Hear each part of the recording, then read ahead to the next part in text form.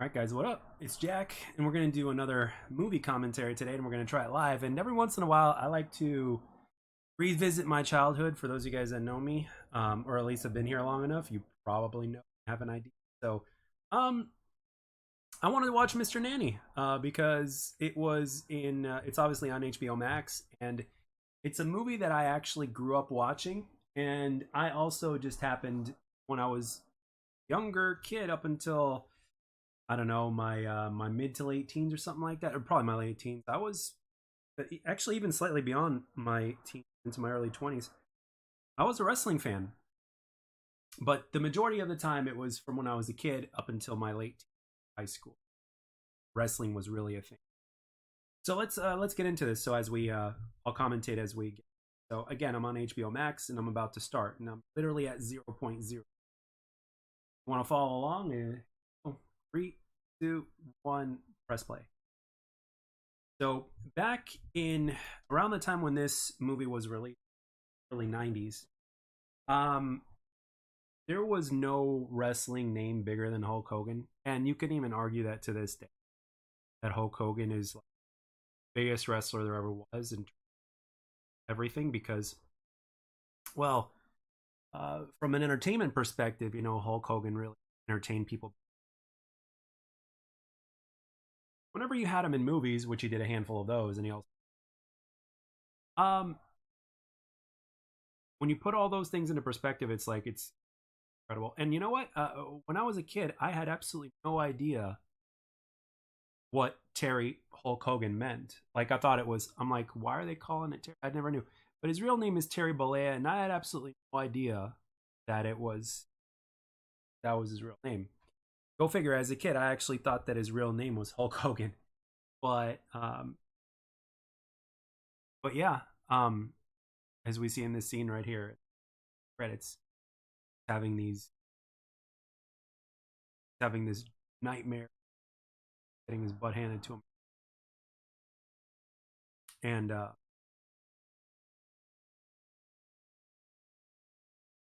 and of course you got all sorts of obviously some. I'm not familiar with all of them, but I'm a lot of people because they've watched wrestling even more than I. But for me, I always knew like my era of wrestling. So what do I mean by my era of wrestlers? We're talking early 90s. Well, granted, in the early 90s, I didn't know much. It wasn't up until the late 90s to where I would become familiar. Let's just say from late 90s all the way up to um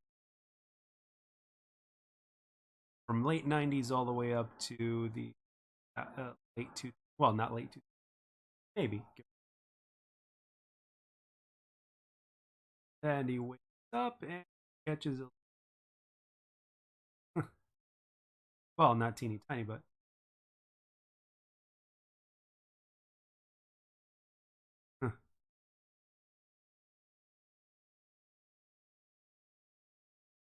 fish, and he's like, hey, don't look, don't tell any of your friends.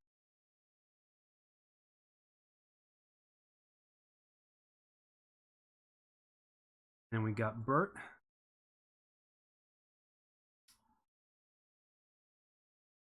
And in this particular scene, it just goes to show you, man, Hulk in his prime, even though he's not in like, you know, he's not as buff in this film. What's up, Sky Zone?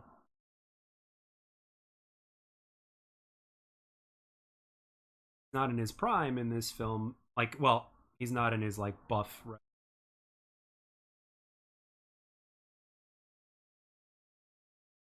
Cool. Well, have fun with it. But anyways, I was saying, and again, I'm doing this live, so I'm also comments. But yeah, like this in this movie, it just amazes you. Like Hulk Hogan was really a big guy, not even in his like biggest wrestling form in the film, but again, it just goes to show you, man, really big dude. And he was just, I don't know, his charisma, he was just natural on screen. So for movies, it made all the sense in the world that he was so everything on screen that we would see from here. But at this point, Bert over here wants Hulk. I'm always gonna call him Hulk. Wants him to do the job, and he just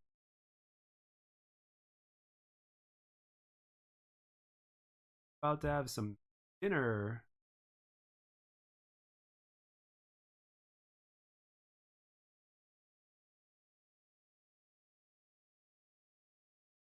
Like beans. How long has it been since you ate? Just a week.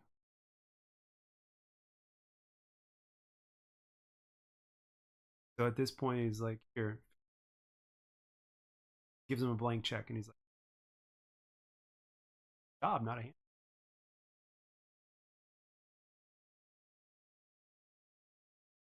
So, and he's simultaneously Bert is like the character of Bert is like the comedy relief to a certain extent. Granted, this film is a comedy, but we don't see that much of him. But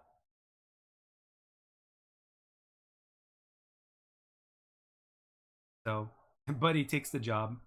Like this is such an emotional moment. What else you got to eat?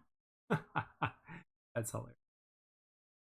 And I actually remember seeing this movie in theaters when I was a kid. You know, because I was a fan of Hulk Hogan, and um, especially if you were a kid, man, how can you not be a fan of Hulk Hogan? But even grown people, um, because simply because of the of popularity and charisma that he had when he just had a way of bringing the people out of their seat, and at the same time in the entertainment field, like whenever he did stuff like this, how could you not? At least that's how it is now.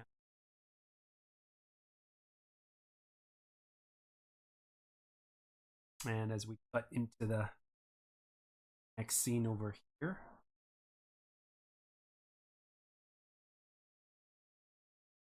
and apparently, you know, Hulk is going to bodyguard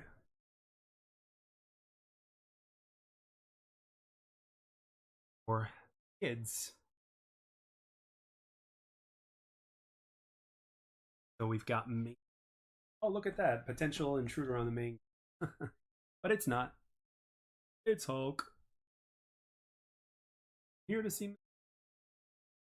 And this security guard is just, and he's a big guy too. So it's like most security guards that you see these days are fat, but this guy looks in shape. But he's probably a wrestler. He's either that or an actor. I don't know.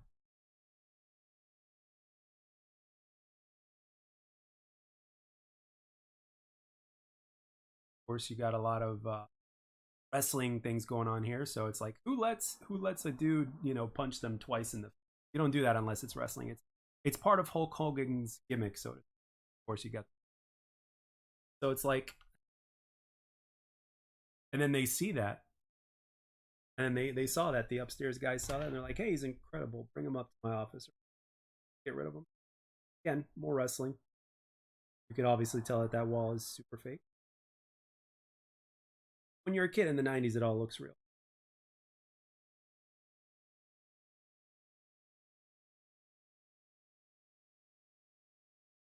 And then for some reason, Mr. Mason's head of security just comes in screaming and gets clotheslined.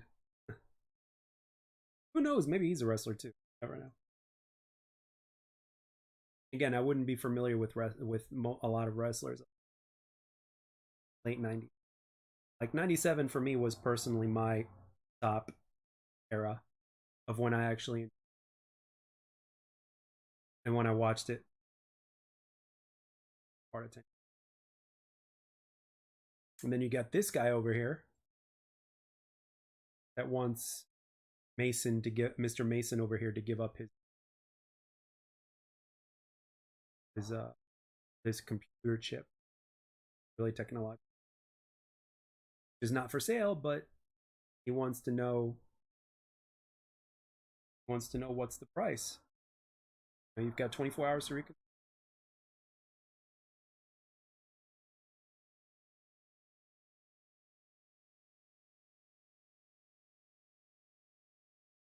And apparently, this computer chip is supposed to be strictly confidential. So basically, telling them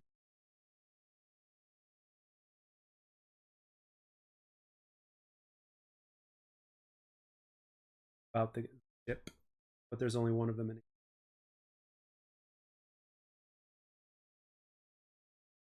information in the chip is.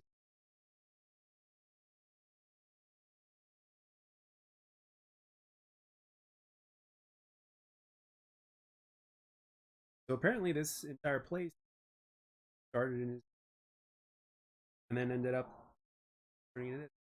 So basically, the man he's going to be working for, protecting his kids specifically, is very successful and very intelligent.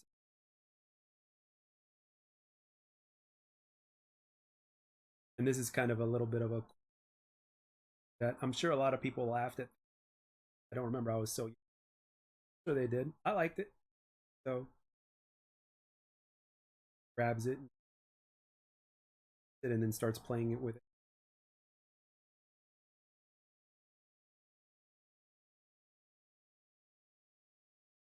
And he accidentally takes it apart. Tries to put it together and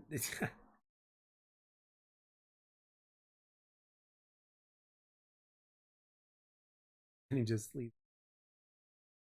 It almost looks like that thing was gonna take off and just. So apparently he thought he was supposed to guard the chip, but he's gonna protect his kids, and he's like, eh, "You out of your mind? I hate kids. Like they have a nanny. All you gotta do is." Even though they have a nanny or had a nanny at this point, which you'll see in the scene coming up, he kind of turns into the bodyguard forward slash hence Mr. Nanny. And this movie has a little bit of Home Alone in it, Home Alone element, which I believe we will start watching Home Alone. Ultimately, Home Alone is enough. And the thing is, it's like the basic structure of those movies, the basic lesson taught with those movies is don't mess with, don't underestimate kids, underestimate any circumstance.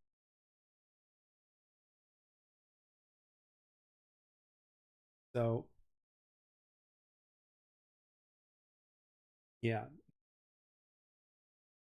and then you get this woman over here, and her hair, I guess, got burnt fire, and then you see the. I remember the boy. I don't remember his name. The little boy, like he's played in a handful of other movies as well. Kid, I remember seeing him in Rookie of the Year, and then other films, which is cool because it's like wow, this kind of made you want to. But there was no, in terms of the '90s, there was no other kid actor that was bigger than Macaulay Culkin. Like Macaulay Culkin was the kid actor. That that young man did so many films, like so many films back in the day. And again, the kids, because there's a law in terms of how many hours a kid could actually. Like they had a very limited amount of time with him. So, but with the amount of time they did, they made them. Well, I don't know if he went, but yeah, Macaulay Culkin was the biggest kid of the '90s, most popular, and his movies like it got to a certain level of success that was it was absolutely how what Macaulay Culkin was. And there were other kids that you know leave their own mark, but not to that degree. Of course, he got homemade pie, and she calls him Mr. Bodyguard, and she's the chef, and she's got her own comedic vibe to her, and the Steen Sealer actually. She's in when she's in the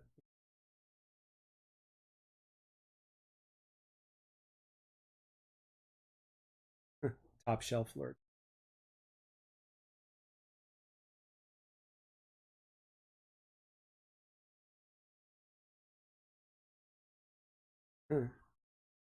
check in the hotel, but that doesn't have so many names of nannies. Presses it, and then there's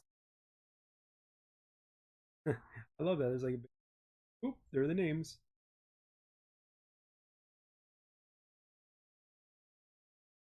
Hope your Blue Cross paid up.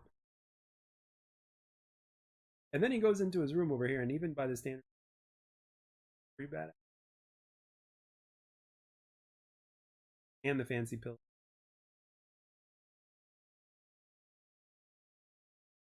And again, the first trap, which is yeah, you got some tripwire. Follows the all the way to the closet, basically falling for stuff. No different than Home Alone, guys.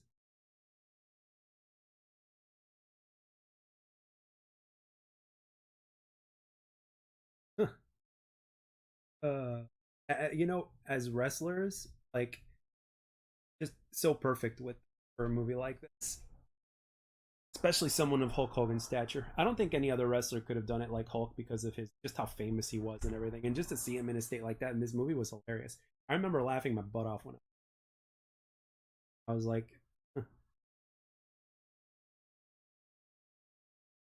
he's like, they're just kids.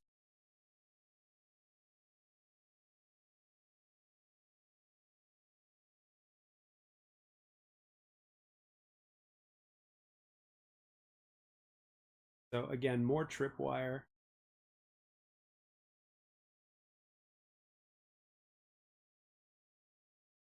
And again, just like Home Alone, some of these traps, I'm telling you, would kill a person. Putting butter on the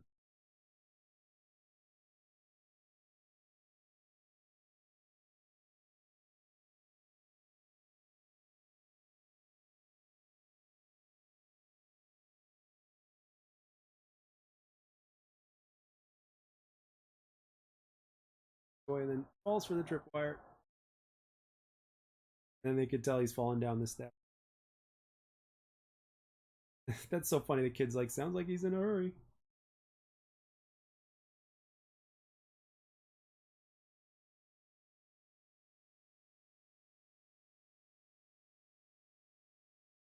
And he's like, falls on a piece.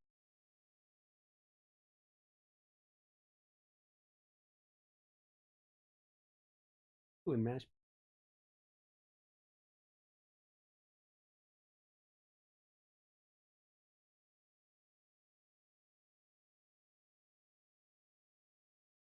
And look, he's got an incoming fax. Pretty fancy, like for 90s. I don't even know if those things. And again, work getting in the way, of course, and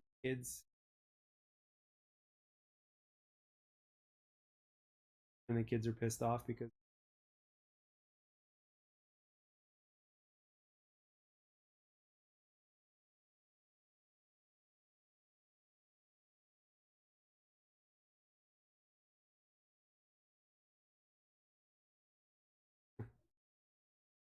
like next time I'll serve this mashed potato in a bucket. But but yeah, that's the story. Mom passed away. Dad all by himself, kids, and he obviously a successful person, but he just works too much. Typical, like she said.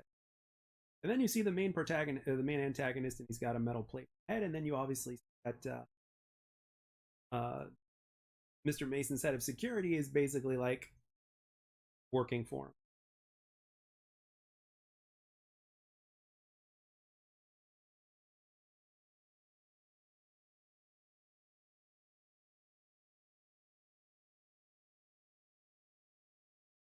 So at this point, it's like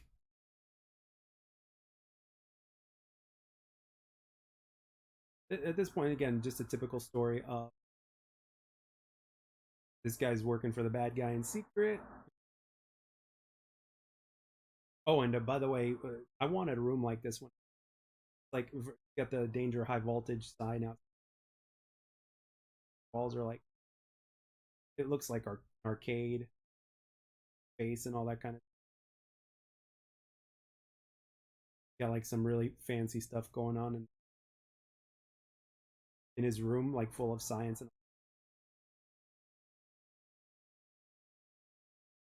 with music. So you kind of got like the Tony Stark thing going on. It's gonna, and it's also implied that that is that he's gonna be a smart kid. I mean, he's already doing all these death traps, kicking.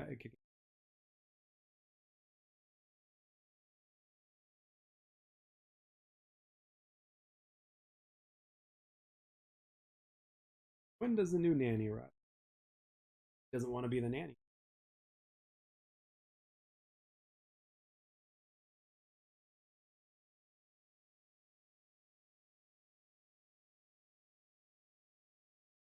And at this point, Mr. Mason wants not just a bodyguard, but he wants two in one, like a bodyguard. He wants to, you know, he wants him to take care of the kid as opposed to just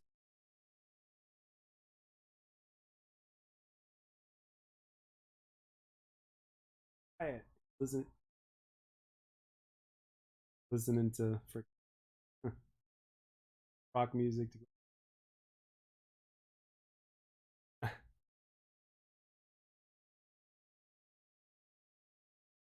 He rips the and this song here. Uh, Why do I have to go? Or I don't want to go. I think if I remember correctly, uh, Hulk Hogan and somebody else wrote it, and then obviously somebody else sang it because Hulk Hogan that sang it. But you guys get the point. Um, and at this point, they're like telling him, "Hey, you're not wearing a hat. I'm the chauffeur." And he's driving them to school, and he's like, "I'm not the chauffeur. Put the hat on." And he's like, "Scream all you want. I'm not wearing that thing." And then he ends up putting the hat on because it was just way. And he actually went to the same school. Guys go to public school.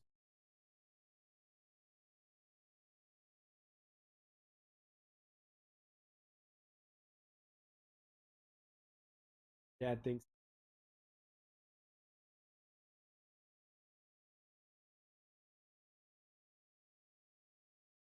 so. Again, they have a voice, so it's like hard enough fitting it. They have a roles. Alex, the kid doesn't have any friends, so he's like that rich kid. Oh, and apparently, yeah, has to go to school with them too. Oh, and she's hilarious. She's hilarious talking back to the teacher. She's like, "You're in charge here. How come nobody?"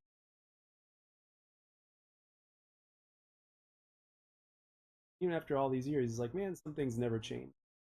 Like going to the principal's office. So he was, I guess, he used to go to the principal's office a lot as a kid. And then he's like, "Hey, look here, SA, his initials." And she's looking at it and she's like, "On Armstrong?" Yep, none other.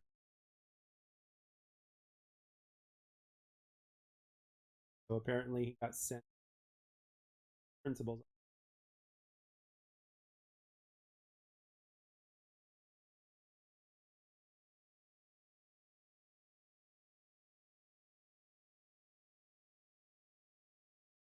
It took 7 years with a paperclip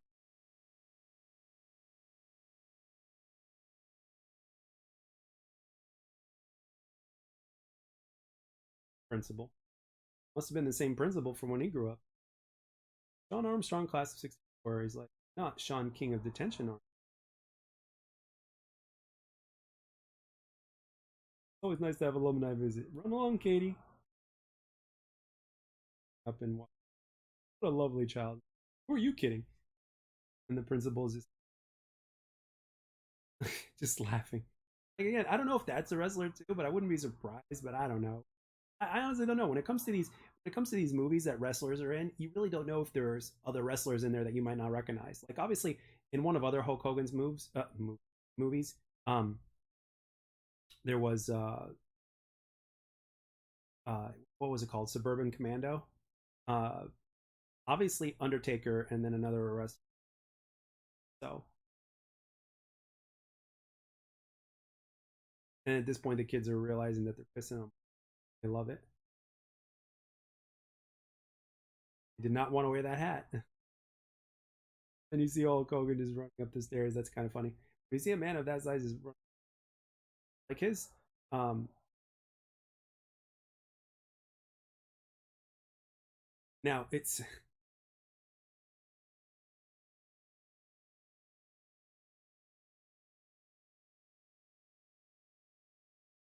what's it called? And at this point, he's like having a conversation with his partner Bert and how he wants out. And he's like, "Want to spend the rest of your life like getting your butt kicked in wrestling?" Like, ooh, like it's not like the company's in high demand for wrestlers or anything, or ex wrestlers at this point, I should say. But and this scene is actually pretty cool. You got this magnet. It's a pretty cool magnet, obviously, and it's probably not that powerful in real life, obviously, and obviously it's all special effects and stuff like that. But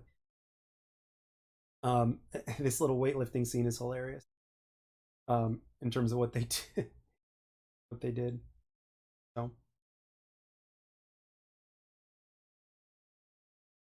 like, aren't you gonna pump some iron? He's like, yeah, later. So, of course, gonna as we see, Hulk Hogan likes to start his stuff with cardio. And they ask him what he weighs. He's like 293. And I don't know if that's his actual wrestling weight, but damn, 293 is up there. You know,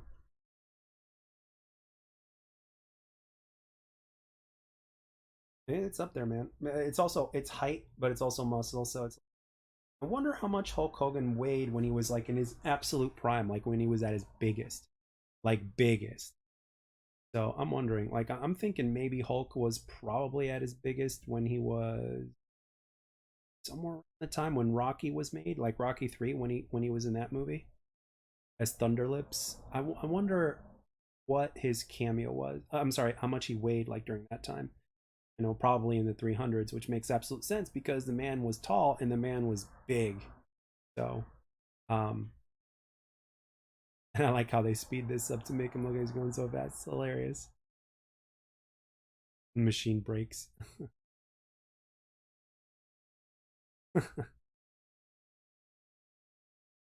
And he's sweating his butt off and everything. Like Hulk is acting his ass off here. It's pretty damn good. When it comes to physicality, it's like, yeah, it's pretty damn good. So it's like not a bad workout. And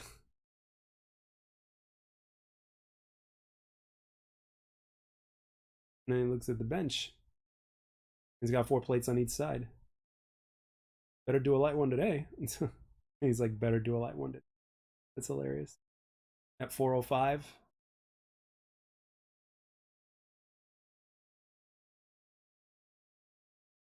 obviously fake, but he's doing a good job of. He's doing a good job of making it look like it's tough. And then he turns the magnet on, which makes it even tougher. And he's like, "Wow, he's out of shape." And then now the kids start messing with it, and he's starting to go faster now. And it's like, "What? How am I doing this?" It's like magnet.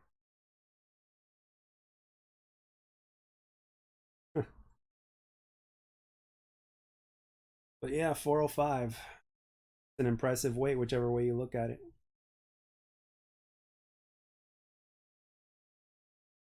And this would have definitely killed him if it was in real life. That would have definitely.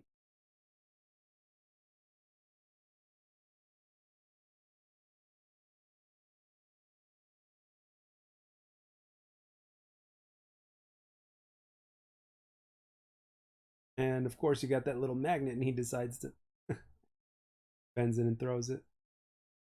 Like one of the things that stands out to me about Hulk's performance in this film is that he's actually like his performance is actually pretty damn good.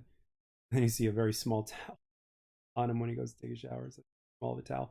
But like yeah, with wrestling, I remember like for me, I was first a WCW guy. I absolutely loved WCW. WCW Monday Night Nitro was great.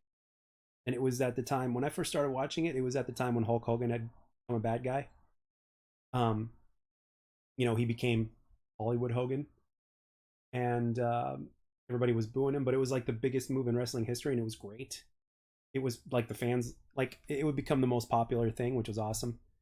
And ultimately, the cool thing about it was that it gave you a different side to the character. Like, because he was all about being a good guy and eating your vitamins and stuff like that, eat your vegetables. But now to go in a completely different direction was an absolute genius move, in my opinion. Because, um,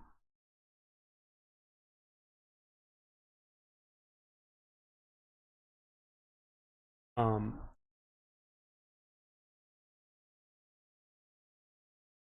it was, how do I put this? Monday Night Nitro back then, when I started watching, was 3 hours long. And, um, it was a blast. But the main event was like once you got to like the second half of it to where the stories really kicked in. And I was always a fan of Hulk Hogan, and he did a great job acting as a bad guy and everything. I think it was one of the biggest moves, and the fact that he would go back and forth between bad guy and good guy. I mean, in Nitro, for the most part, he was always a bad guy, and then actually no, he was a good guy, then went bad, then went back to good, and then I think when he made a reappearance in WWF or WWE, he became a bad guy again, and then he went back to good. So it was very interesting on how you could take somebody like Hulk Hogan, and the fans would just eat up everything with this.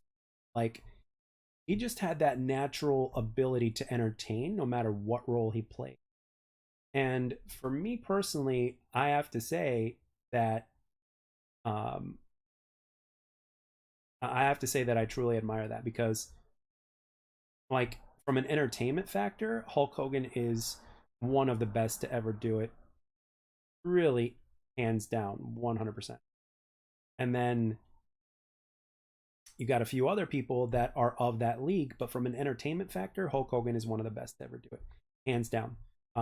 You could question his wrestling ability and all that kind of stuff. Okay, that's great, but like when you're talking about like the ability to literally like uh make people get out of their seats. I mean, there's Hulk Hogan is one of the best there ever was, hands down.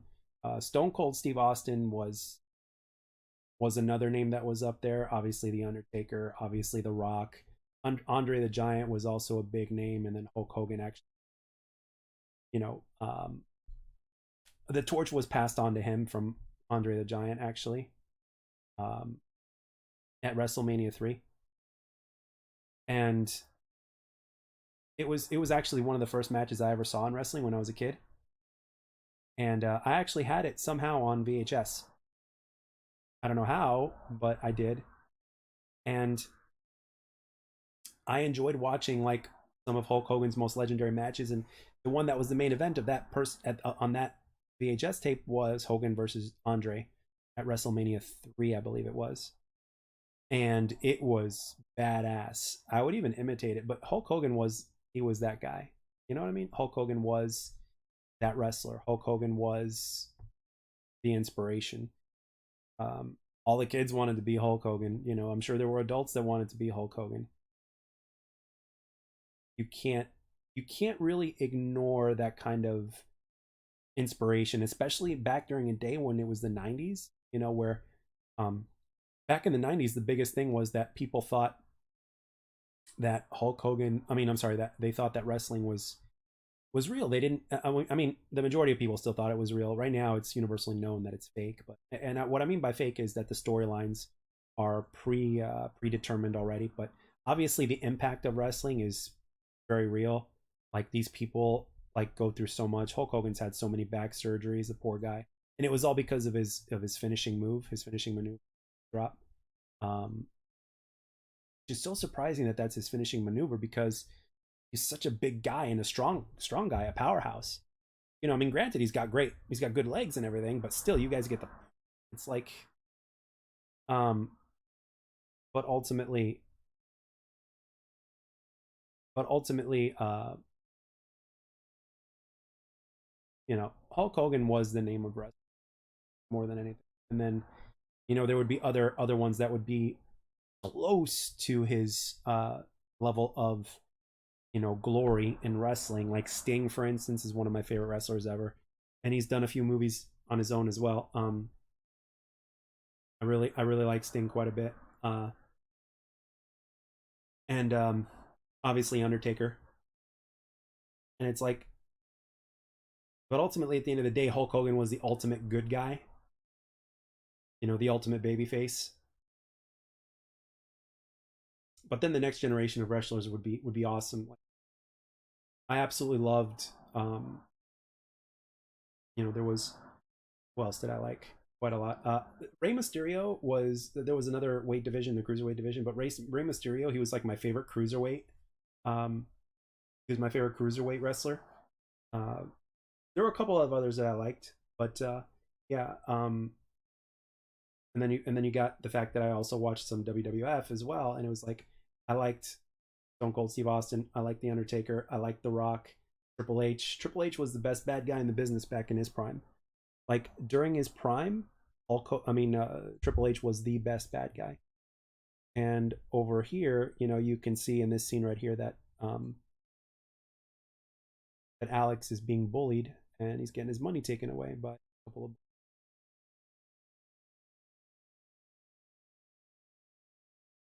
So, and the thing is, like, he's not interfering. He's not interfering. He's not interfering because Kate told him not to, because it'll only make it worse. So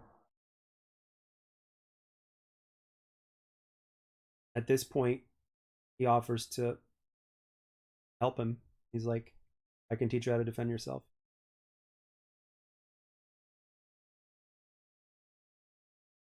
And then his reaction is like, he's really pissed off. He's not happy. And he's like, "Oh no, Mr. Babysitter, I want your stupid help," and all that.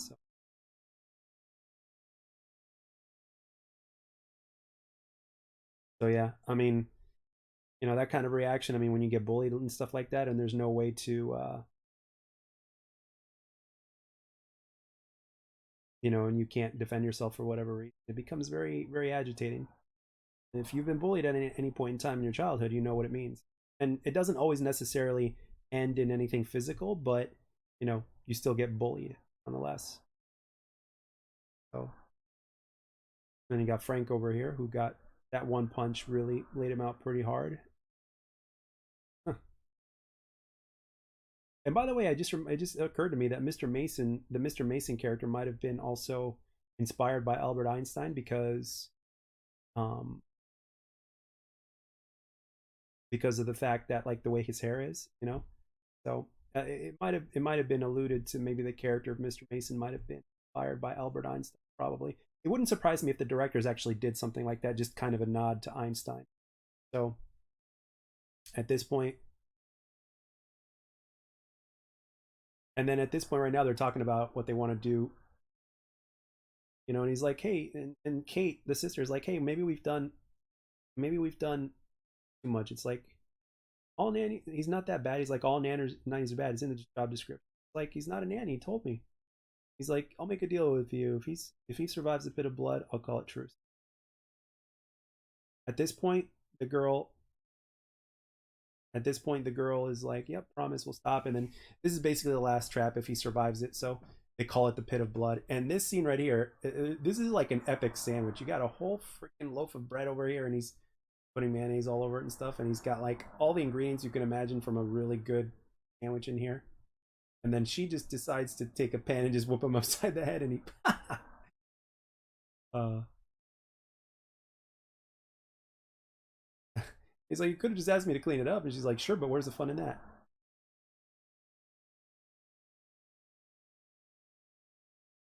And then she's like, "Help, Sean, help me." He's like, "Ignore kids." Like, and he's like, "Help, Sean, I can't swim." And he's like, "Oh my gosh." And he's like, "Sucker." She sees it coming.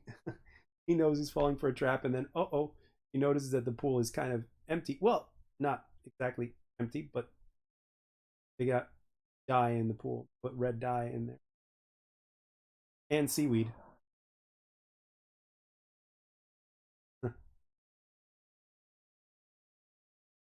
And now he's had enough.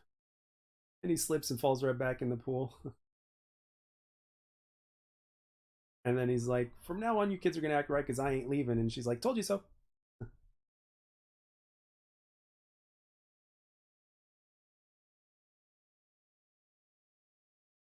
You don't have to go ballistic. Yes, I do. No more games, no more tricks. You're gonna still here until I tell you to get up. But but yeah, I mean, Hulk Hogan is. I can't really explain it. Like, I didn't see this while watching this as a kid. I didn't notice this, but like I. And then of course he falls for some more traps on his way back up. But seriously, like his facial expressions, and even when he's mad, being hilarious. Like he he knows um how to be hilarious even when mad, and then when he's mad he knows how to really be mad because um because at wrestling, these guys master this.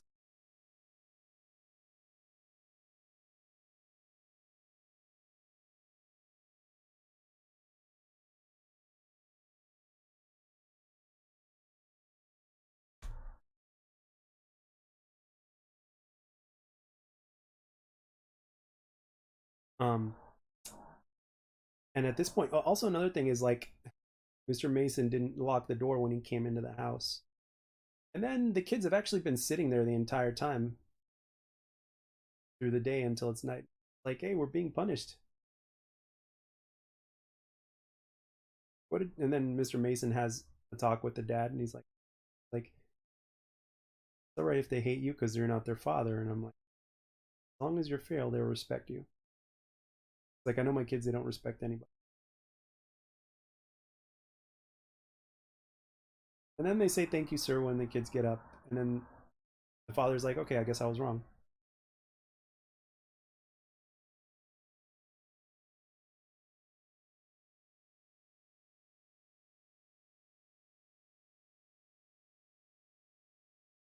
And then this is funny. God among mortals, creme de la creme. Uh, and for whatever reason, they're taking, like, is it house or is it, I don't know. They're repossessing all this stuff, I guess. Like the phone and everything. Get a little bit more of a weightlifting scene. Hulk. And just by the way he trains, even though like it's just by the way he's training, um, like you can tell, like it's all about slow, controlled movement, hypertrophy, basically. Best way to get hypertrophy to grow muscle is time under tension. So when you're doing slow like that, and he's curling 45-pound dumbbells, which obviously he makes look easy because he's Hogan, he's strong. So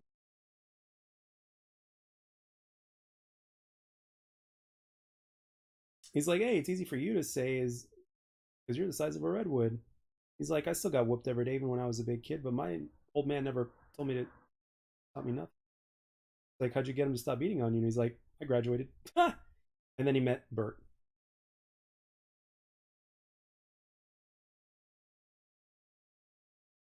And the kid's like, oh, the rest is his. Okay.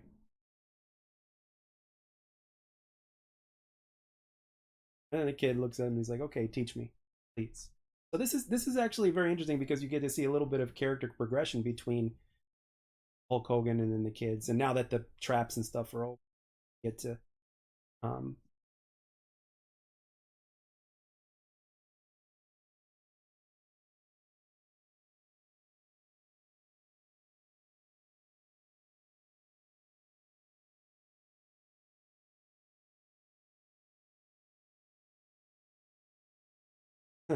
so at this point right here is this is a funny scene. He's like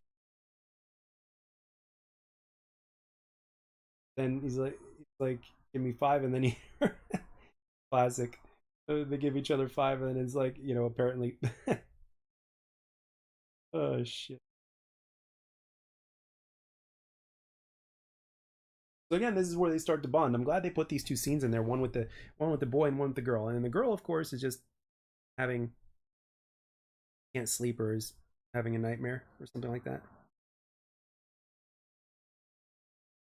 And she thinks it's her dad walking by the hall, but nope, it's Sean. And then and then she tells him like I can't sleep. It's like do what you did last night. He's like I couldn't sleep then either. He's like you must have slept sometime. Like sure, when mommy was here. And then this little girl is actually doing a really good job acting in this scene. Really, really sad. Can't sleep because she's misses her mom.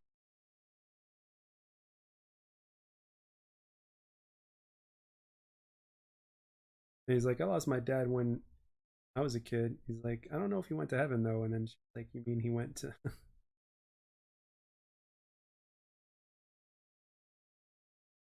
like mommy used to sing me a song. Could you sing it? Like, I don't know those kind of songs.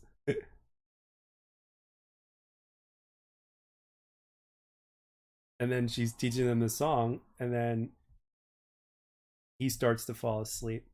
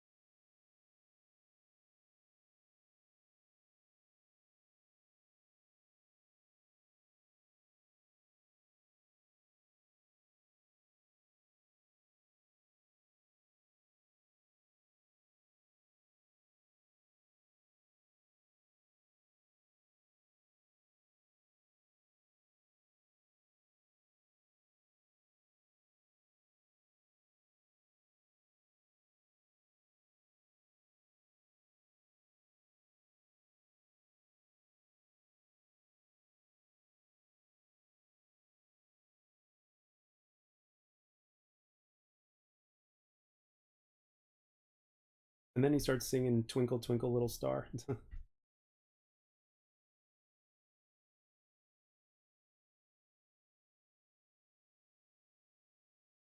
And then this is hilarious. This poor guy over here wearing the, well, the bad guy actually. That that bad for him, but like it worked. You have to kiss Dolly. I don't kiss dollies. You're gonna wake me up. So he kisses the doll and he's like, don't tell anybody I did. Oh, Lexi, would you take care of her for the like no? What?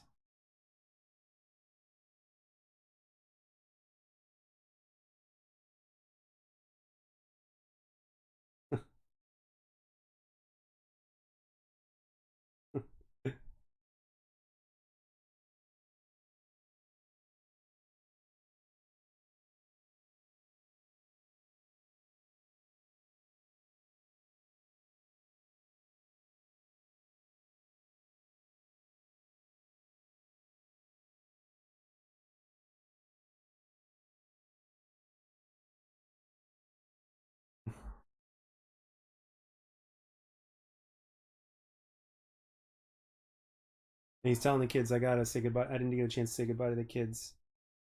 And would you say goodbye for me? Like he's like, yeah, you got something better to do? Like you should do it. You got something better to do? He's like, as a matter of fact, that and then he stops himself. No, I don't.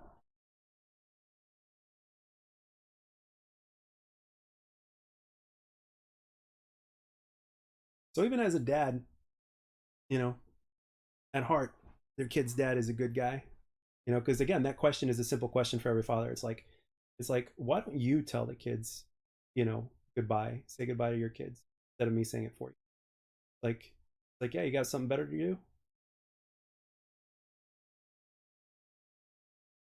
He's like, as a matter of fact, I don't. And then that's the scene right there. He's like, Dad, what are you doing here? He's like, came to say goodnight. Is that so surprising? He's like, frankly, yes. and his room is his dad's old workplace. Pretty cool. And then you get a few moments here with dad and son, which is, and it's even more meaningful when you're an adult watching that.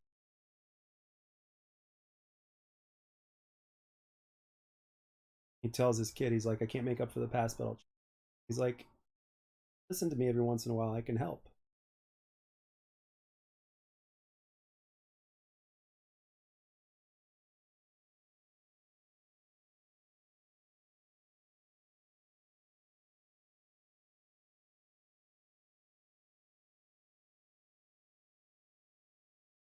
And of course,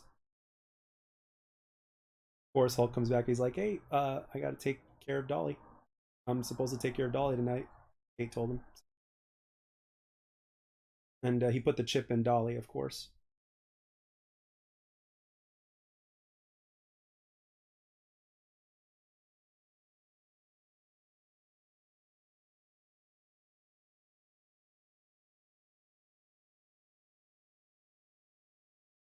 And then he says, "I love you, Katie," and she's like, "Again."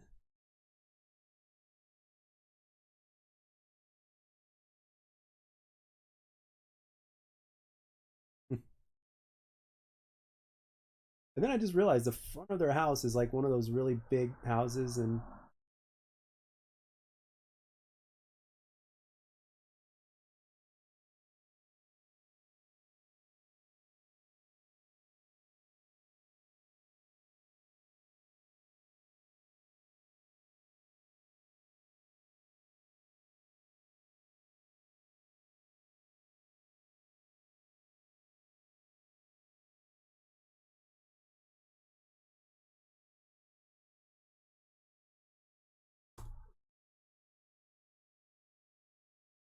but it's like one of those houses. There's actually a few houses really close to where I live here, and of course, over here you find out that you know it's a setup to where they're taking him to the bad guy, and in the limo,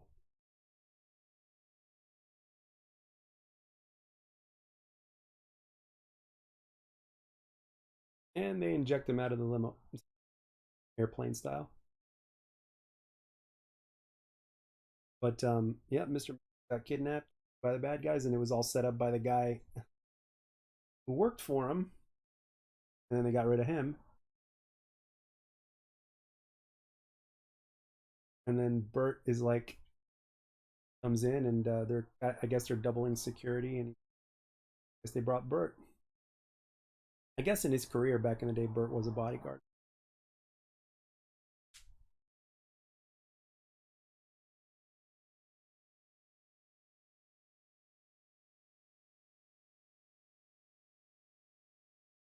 Change, gee, a quarter. Give me that. This ain't Christmas.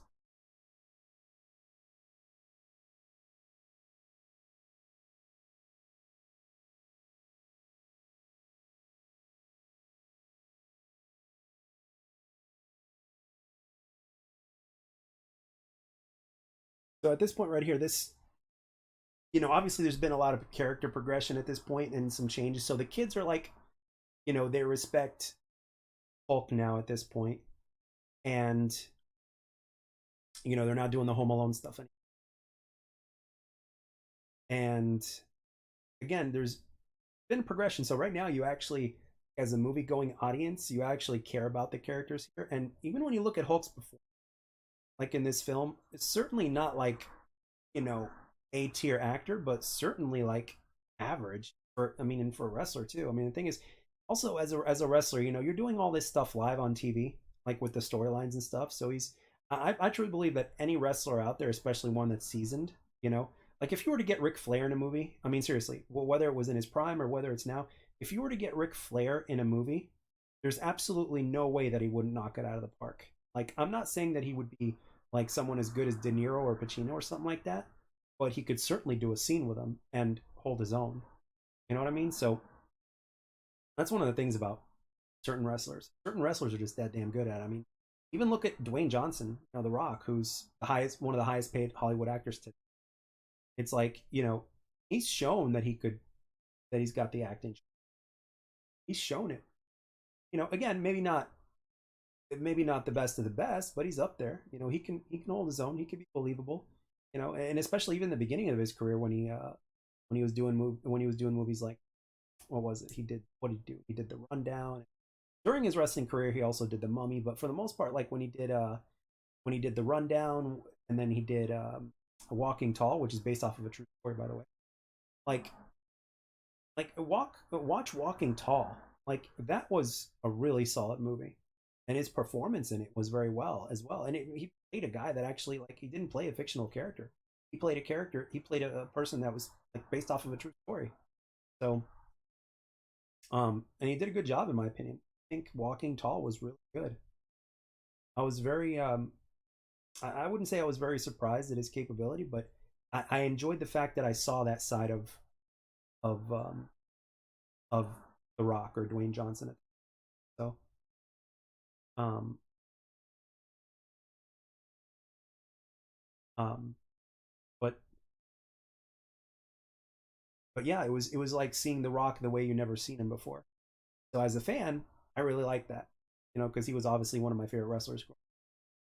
When I saw Walking Tall, I thought it was really good. Obviously, the big reason to see that is because it's him, right? And then obviously there's other movies like Doom and stuff like that. And then after a certain point, he just started to blow up. Like he really just started. Like after he retired from wrestling in 2007 or whatever it was, like the big retirement, it was, oh, or however, or whenever he did retire, it was a big, and he just concentrated on acting and all that kind of stuff. And look where he is today. You know, he said like he wanted to achieve that other level, and then he did. Um,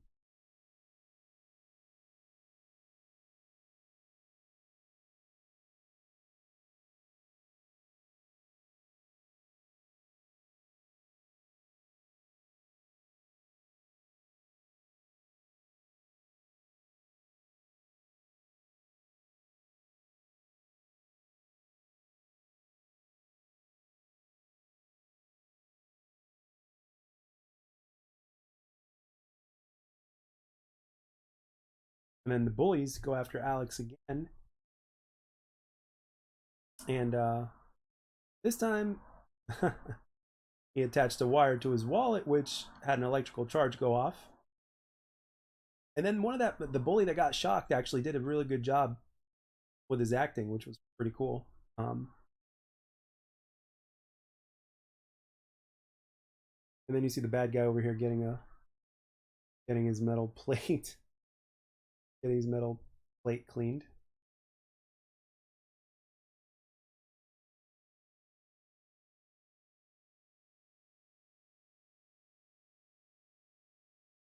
And the side's even. He's like, excellent.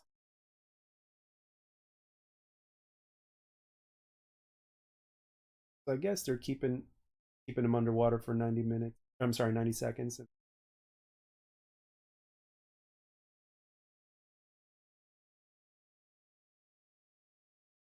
Yep, all because of the chip.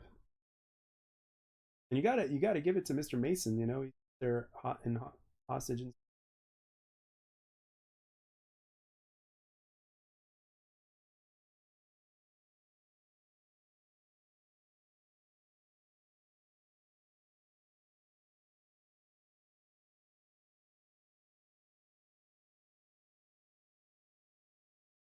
so yeah, and I wonder how many wrestlers are actually in this film. Can't get over that. But yeah, Sting is also another favorite wrestler who is also actually a pretty good actor. Actually, give him the shot.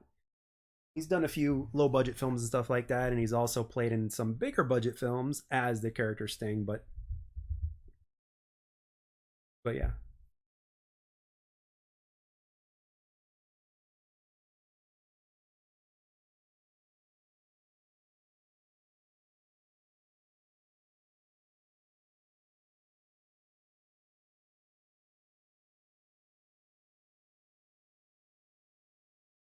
and at this point, he basically threatens him by doing his, you know, threatening his kids since he won't negotiate.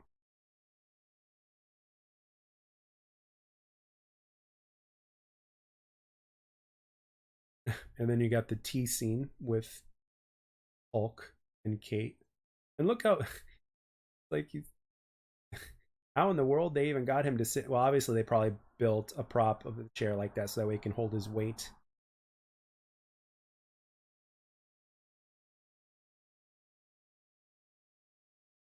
Then he goes to pick it up and he accidentally breaks it.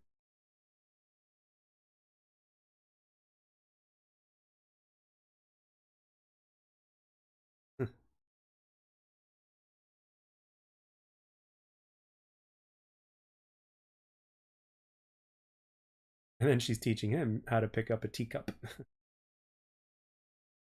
And she's like, "You got to do everything I say."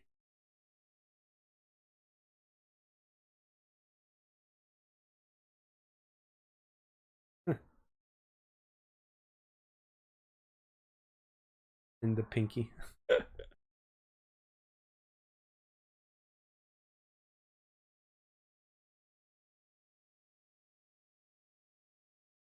And he puts hot, and then this man puts hot sauce on his kitchen. That's an insult to the chefs. Like maybe the chef needs a little spice.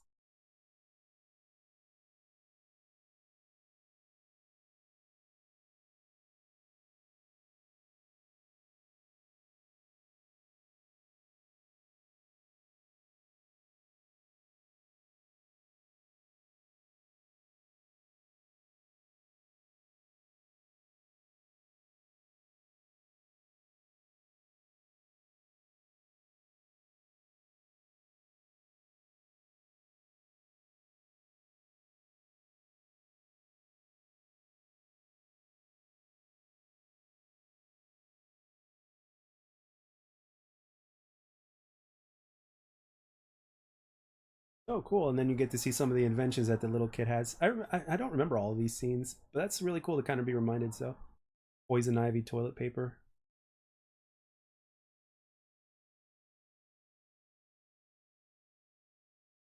poison ivy toilet paper, and then an electrical toilet. I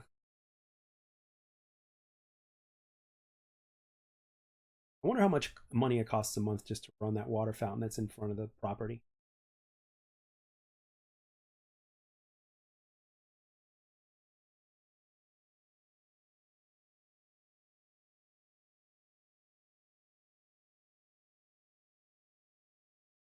Tough as getting kicked in the head and asking for. And then you get the scene, of course, here where Hulk Hogan is wearing his tights and his, I don't know what the hell you call that.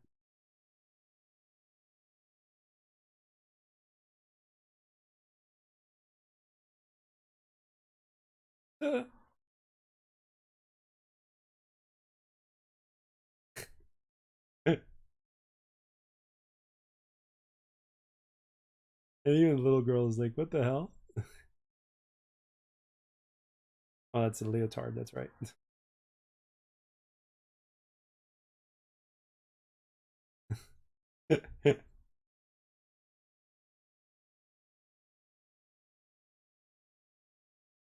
Tripping over the roll of carpet.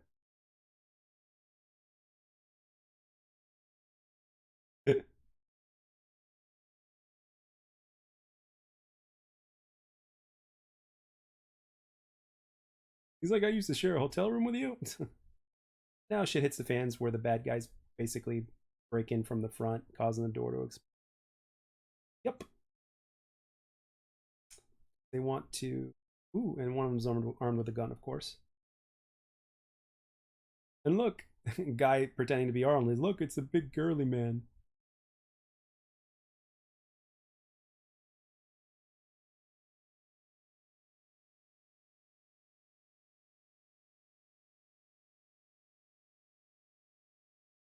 Then you got one of the bad guys that knows martial arts, and then you got the other guy that's big and strong, and then you got the guy with a gun.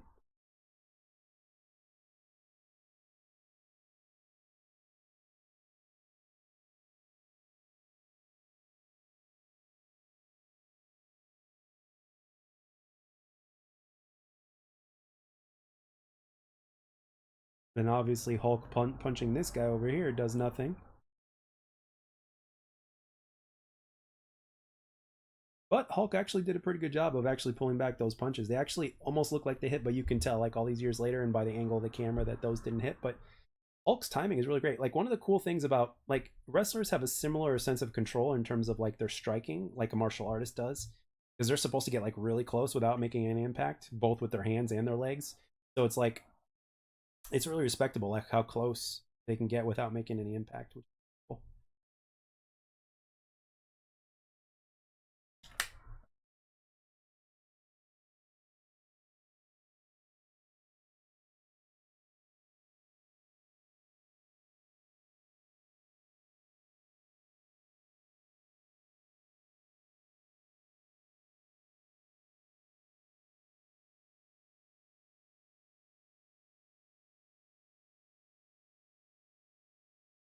And over here, Hulk Hogan just starts getting his butt whooped by everybody, and then he gets knocked out.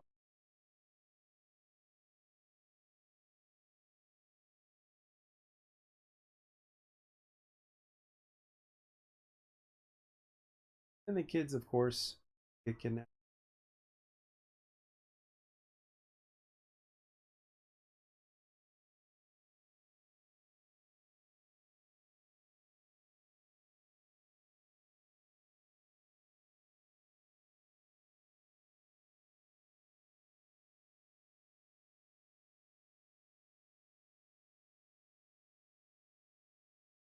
Get the kids.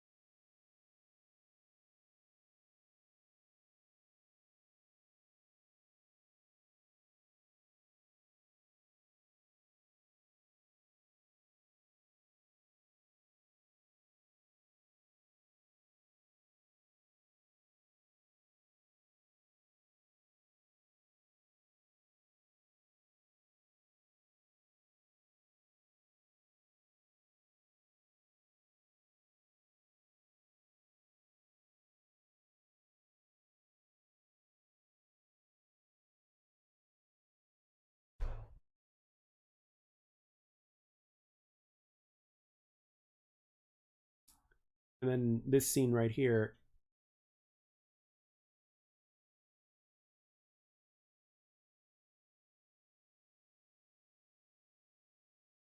at this scene right here, you start to notice that the bad guy just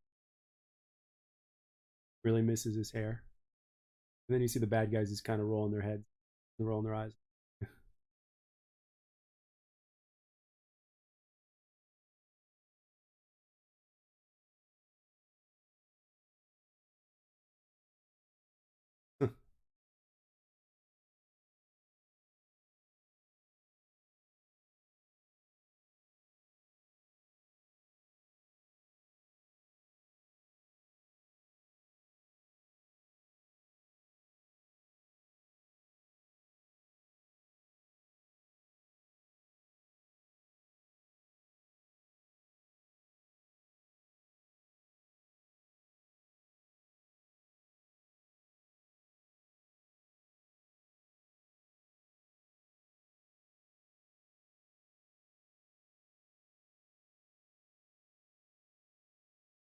And of course, you got the cops doing what the cops do back at the Mason residence.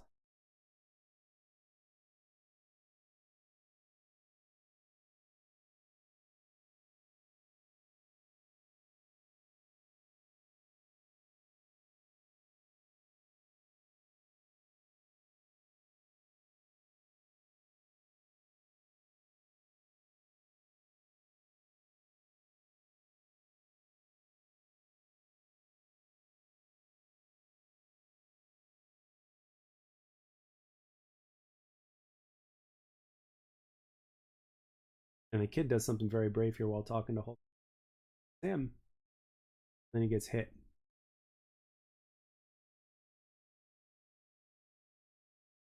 It's really funny. He's like, take a swan dive into an empty pool.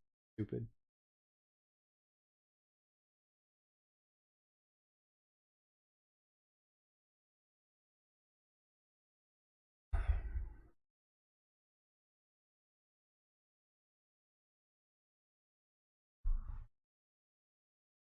Brave kid, though, overall.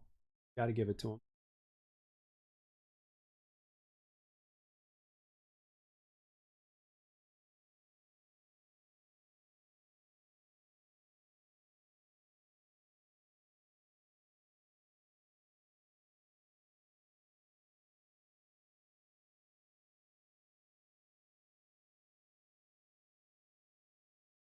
And apparently, the cook reveals that she knew, or the chef reveals that she knew that he's been a wrestler, that he's a wrestler. And she's like, "Who told you?" And she saw him wrestle.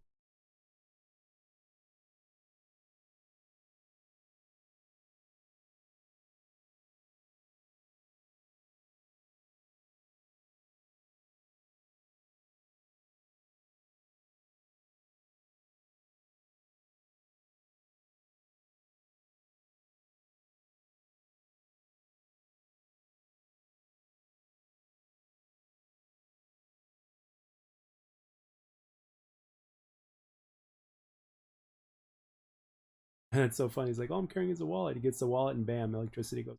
Pretty cool.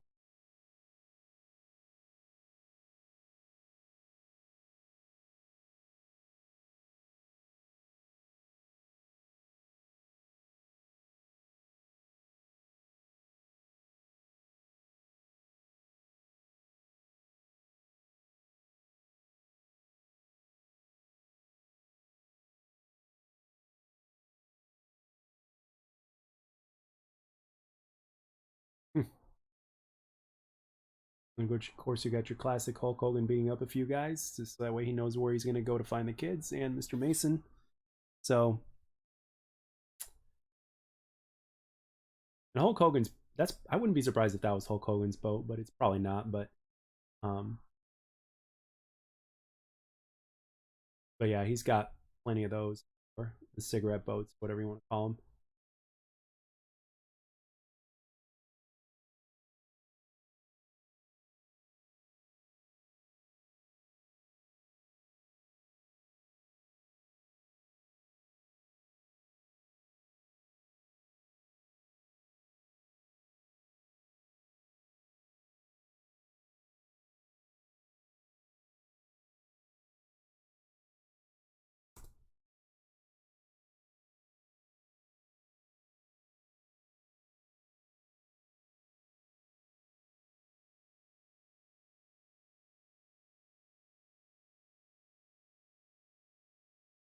So much wrestling inspired types of fight scenes, which makes absolute sense because that's what Hulk Hogan. And then a few changes of the camera and stuff like that just makes it look a whole lot of different. Because when you're watching wrestling, you kind of see it all right there. There's really nothing you can hide or play around with in terms of camera trick. So in that aspect, when you think about it, it's like much it's like a whole different ball game. It's like a whole different ball game in terms of camera angles and stuff like that. Like with the thing is with wrestling, you've got so many different camera angles that it has to look real from every angle. Because with a movie, everything looks real in a movie because they get into that perfect camera angle in order to make it look real. Because it's all about angles. You know what I mean? So, uh, like if they were to do, it's one thing when you have camera on the side, and it's a whole other thing when you have a camera. It's like they'll even change the technique. Like let's say somebody's throwing a punch, they'll change the technique depending on the camera angle. So if you want to do a straight punch, you know, you have to really be specific with your camera angle and in terms of what you want to accomplish with the scene. So what they do is they just change it up to make it look real and with the impact. So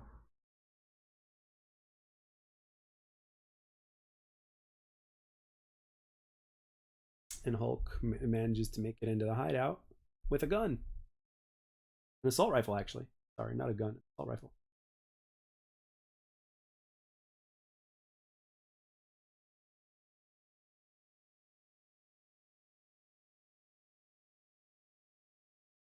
And of course, you got the martial arts dude who manages to disarm him and take him out.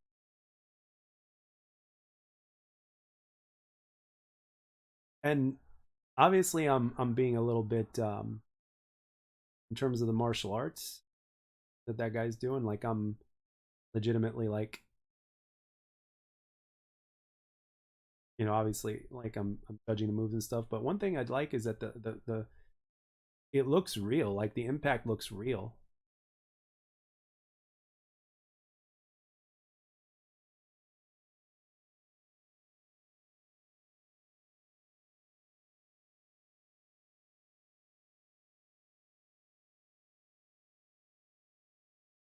Uh, oh, that's so funny using the toilet paper. Oh, then you got the metal chrome head over here that he can use and charge like a bull.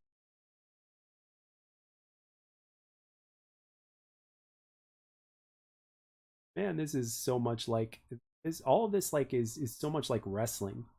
It's like looking at this movie now, all these years later. It's like this is so much like wrestling.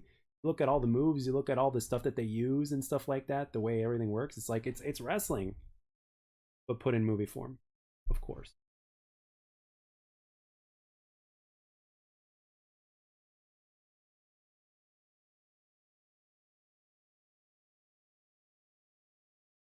And of course, now Hulk Hogan gets pissed because he kid.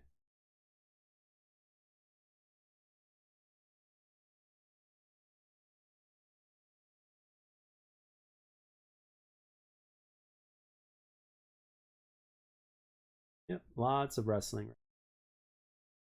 Just no body slamming or anything like that. Just punches and stuff. No body slamming.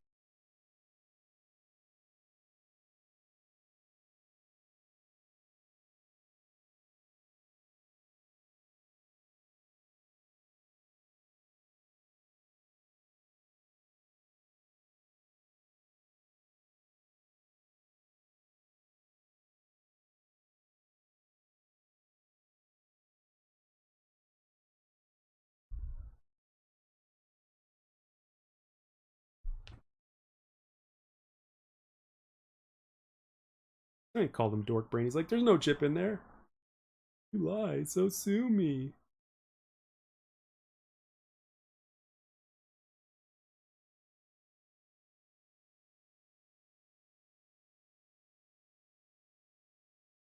Now this is actually really interesting because of the hair.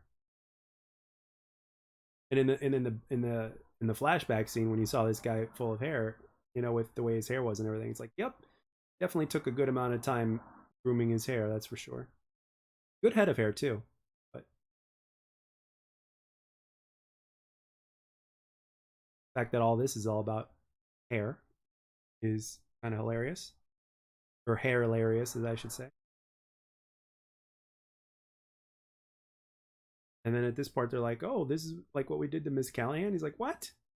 The nanny with the braces."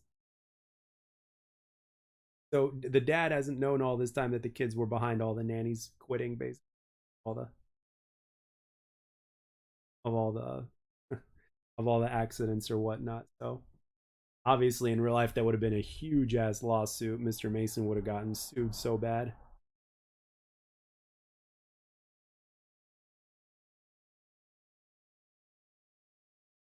But again, it's the '90s, different time, different era. I mean, not that people didn't sue or anything for that in that era, but you get the point.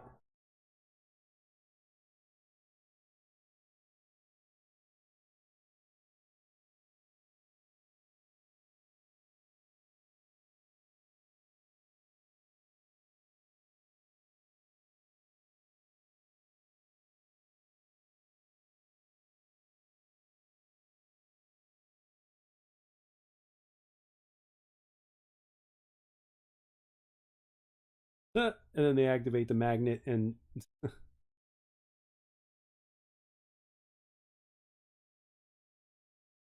the guy gets electrocuted. And then the little girl's like just staring at it, like, "What the hell?" And you got to give it. You got to give it to kids who you got to give it to kids at that age when they act like that, because like a lot of them end up being like really good actors for the ones that stick with it. A lot of them don't stick with it, but um uh but the ones that do end up being really good actors most of case in point being Joseph Gordon-Levitt, who's a really good actor, and he's also a director as well. um he's very he's a very capable actor, and I grew up watching him. I grew up watching Joseph Gordon-Levitt, despite the fact that we're around the same age, but or relatively close. I grew up watching him, and it was awesome. Like I remember him from Angels in the Outfield. You know, he acted with Danny Glover in that film, and you know, when you see him as a kid, you know, it's like he was a good actor as a kid, and then obviously as an adult, you know, he's a good actor now. He's a great actor actually. He can play multiple kinds of roles. He's not just limited to one kind of role or whatnot. Obviously, when you're a director, you certainly know your craft because um, um, he's just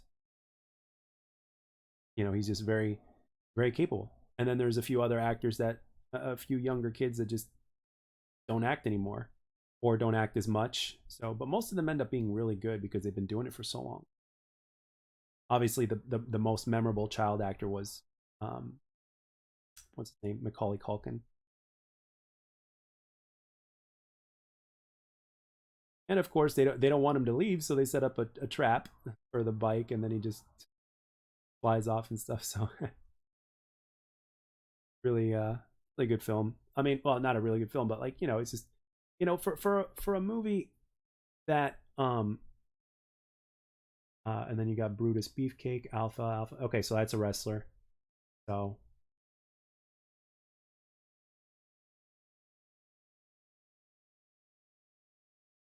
yeah, they've got a lot of.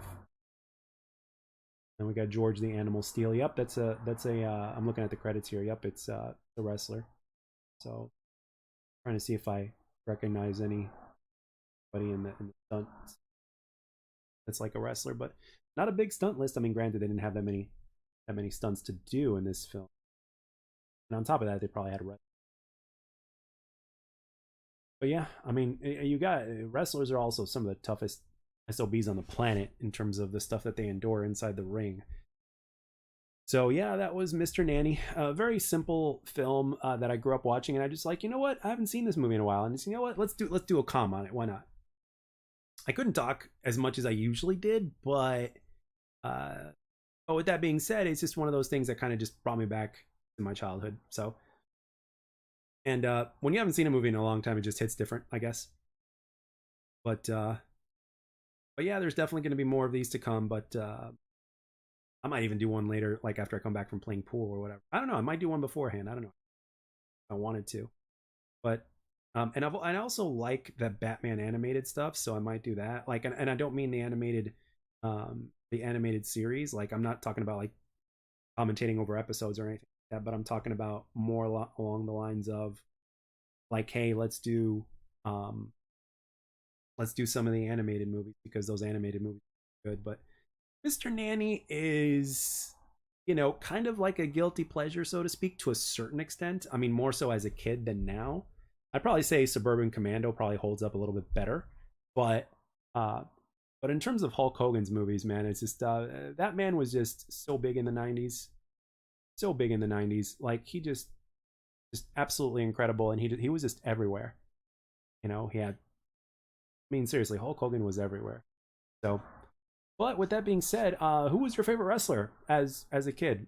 Because it changes from kids to adults, right? And as kids, I went through many phases to where when I was younger, when I watched wrestling, that I had a multitude of favorite wrestlers. But in my childhood, Hulk Hogan was probably my favorite. I really liked Hulk Hogan, but also I also liked other wrestlers. And it became very apparent as to why I liked a whole bunch of them. Because, well, it takes two to tango in the wrestling world. So I absolutely loved what what like how big a role wrestling played in my life as a kid. Anyway, that pretty much concludes the comm. And thank you for watching and listening, and I'll catch you guys on the next comm. See ya.